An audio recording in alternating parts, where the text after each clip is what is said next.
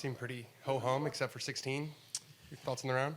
Yeah, I played well. I just didn't get off to a great start ball striking or driving wise. I was hitting them really solid. I was hitting them out the middle of the club. Just was a little stuck underneath it, and just had a nice par save there on 9. And yeah, I just tried to stay patient. I mean, I know you can over the course of 4 days here. I mean, I'm gonna have a couple runs where I get it going pretty good, and I just need to be in the right frame of mind to do it. And it wasn't today, so just stay patient and hope it happens the next couple of days. Watching you birdie 16, it kind of brought the players to mind last year in the sense of when there's big crowds, you seem to really, really eat it up. Has it always been that way?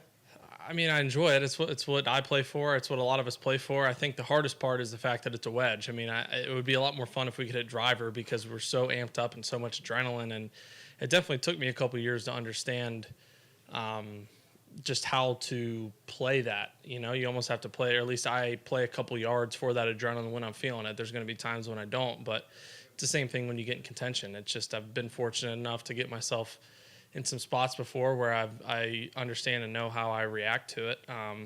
So it definitely helps on a hole like that. JT, you mentioned big par save on 9. Bogey-free round today. How big is that, keeping yourself in contention? Obviously, we want birdies, but not bogeying, keeping yourself in par range. What does that do for you going into the weekend and keeping you in contention? It's just, it's mentally, it's nice. I mean, it was a very, very low-stress day. It was 67 was definitely the worst I could have shot. I've very easily could have shot 62 or 3 today, but, it's only the first round. I just put myself in a good position. I love this golf course. I know that I can go really low on it if I'm driving it well and get that putter rolling, and to not really make anything at all and not make a bogey and shoot 4 under is definitely a positive. Do you know what you're ranked in the world right now? Something top 10 probably. 7. So we asked Brooks about his world ranking earlier, and he said that he was embarrassed by it. Do you pay attention to your world ranking?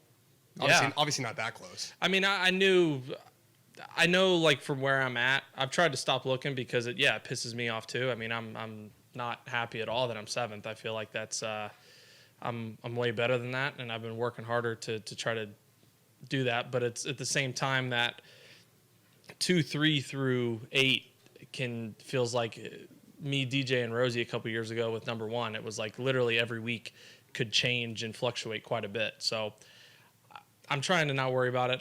I know that if I go out and play good golf and at least play to the caliber that I know that I can, then I'll be back where I feel like and know I should be. We saw you very emotional at the Ryder Cup. 16, obviously, a place like that as well. Do you feel like you have to manage those emotions and keep yourself in check, or do you just try to embrace it? Both. You definitely have to manage it. That's first and foremost, but you definitely have to embrace it.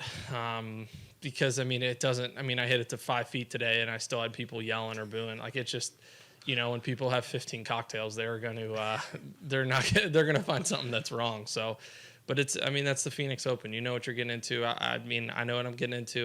The fans here are great. There's no tournament like it. There doesn't need to be another tournament like it. This place stands on its own for a reason, and I know I enjoy it. Thanks, JT.